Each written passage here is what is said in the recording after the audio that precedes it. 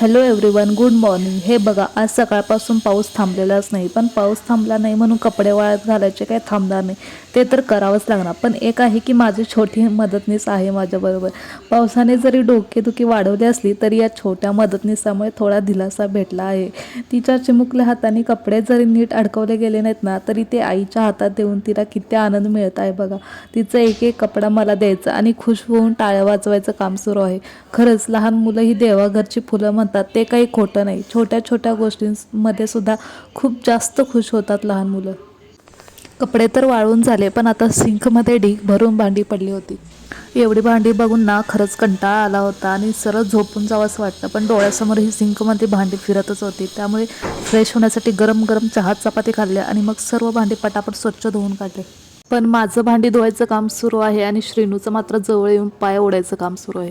ते म्हणतात ना, आई कामात आणि बाळ पायात, अगदी तसंच सुरू आहे आमचं.